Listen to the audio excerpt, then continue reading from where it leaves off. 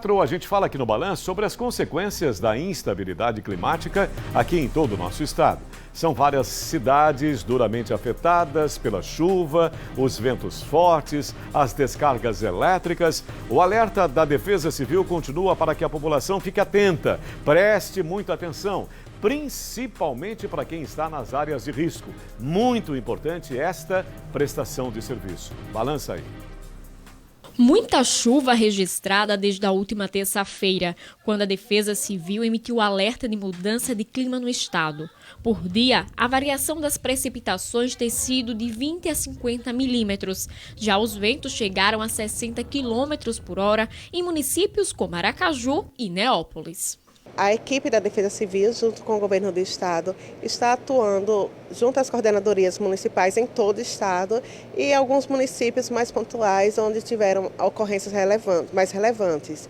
Então, estamos trabalhando, dando assistência humanitária à população atingida, também dando apoio às prefeituras, orientando os prefeitos e os coordenadores municipais quanto à situação de decretação de situação de emergência, se há necessidade, se há indícios, comprovação de danos e prejuízos na comunidade. A capital sergipana amanheceu com clima chuvoso. Em algumas localidades era possível ouvir trovões. Equipes realizam monitoramento da região. Segundo a Defesa Civil Estadual, as cidades mais afetadas são Neópolis, Carmópolis e Maruim.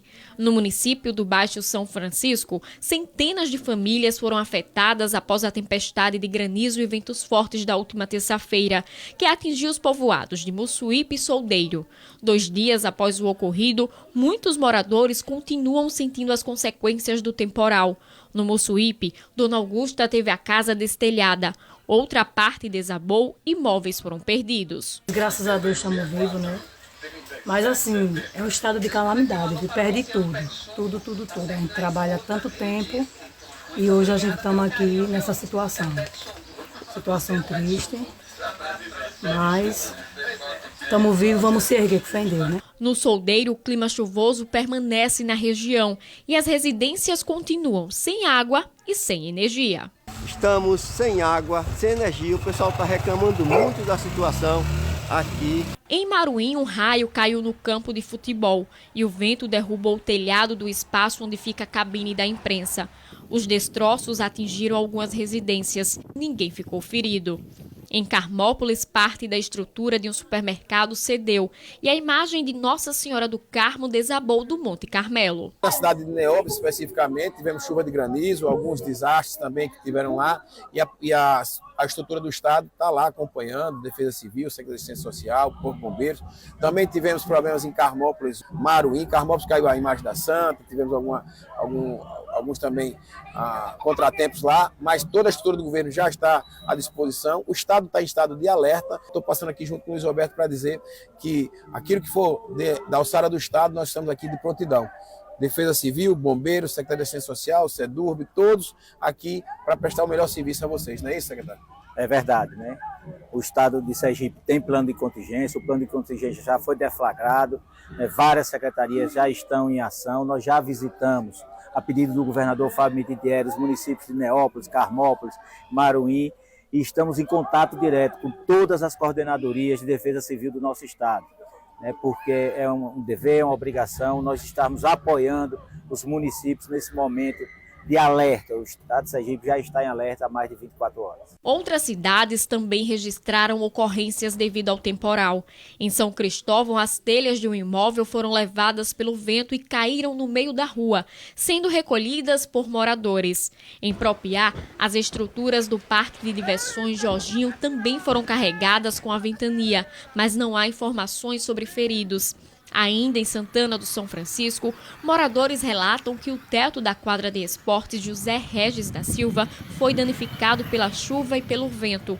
Em Japaratuba, muita chuva, ventos fortes e trovoadas. Em caso de emergência, a Defesa Civil pode ser acionada na capital pelo número 199, no interior do estado pelo 169. 193. Mas é preciso estar atento a situações de perigo. Se a residência que você está há risco de destelhamento devido aos ventos fortes ou de desmoronamento, é preciso buscar um local seguro. Ainda há um alerta de cuidado para a presença de raios e trovões. A gente orienta a população que realmente adotem a percepção, a autoproteção e a percepção do risco. Evitem praticar atividades físicas ao ar livre, se alojarem em locais inseguros, embaixo de árvore, marquises.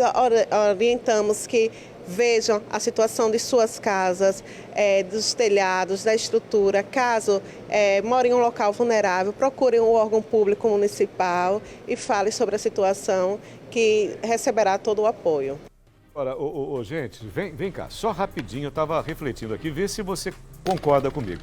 Existem até construções particulares, residências humildes, muito simples, que não têm condição de ter essa estrutura para se prevenir com relação a isso tudo que sempre acontece. Acontece, você concorda comigo ou não?